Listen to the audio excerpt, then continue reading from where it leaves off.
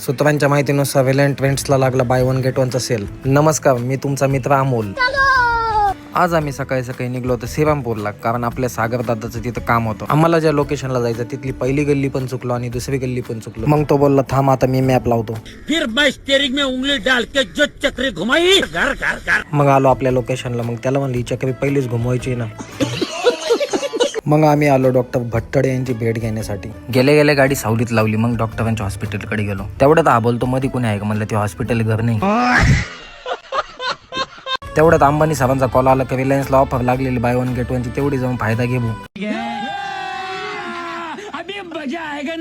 निघालो मग घराकडे. जसं वाळवंटात पाण्यात शोध घेते तसं आम्ही गाडीसाठी सीएनजीचा शोध घेत होतो. गाडीला तर आनंद झालाच नाही सीएनजी पण आम्हाला पण खूप आनंद झाला. मग काय गेल्या गेल्या आपल्या भावाचा नंबर लागून गेला, कारण तुम्हाला तर माहिती सीएनजी साठी किती मोठी लाईन असते. हा बोलला तू वाळवंटाचं नाव काढलं. मग मला ताण लागली, पाणी पिऊन घेतो.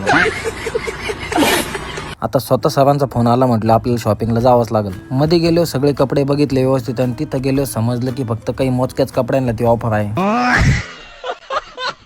म्हटलं असं तसं पण आपल्याला 2-3च ड्रेस घ्यायचे आहे. त्यात मला ही जीन्स पॅन्ट आवडली. त्यांचा माणूस म्हणतो ह्या थप्पीला नाही, त्या शेजारच्या थप्पीला ऑफर चालू. म्हटलं थप्प्या जाऊ द्या, आता आवडलं तर घेऊनच टाकू. तेवढ्यात त्यांच्या माणसाला म्हणली पिशवी कोणाची राहिली.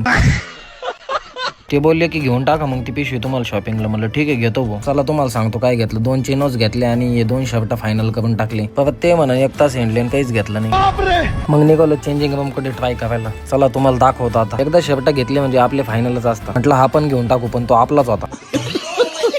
सेल्समन मग अशी मला बोलला होता म्हणून माझ्या लक्षात. याला म्हणली या थप्पीत नाही, त्या पलीकडच्या थप्पीत ऑफर चालू झाली. मग आमची शॉपिंग, पण बॅग काय सोडली नाही, कारण त्याच्यात कपडे जरी आमचे असले पण बॅग त्यांची होती. मग निघालो बिल पेड करून बाहेर.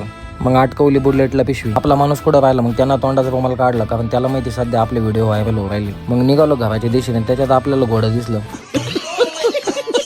घोड्याचा विषय तर तुम्हाला माहिती, तुम्ही खूप सारं प्रेम दिलं त्या ब्लॉगला पण लाईक करा, कमेंट करा, शेअर करा. धन्यवाद.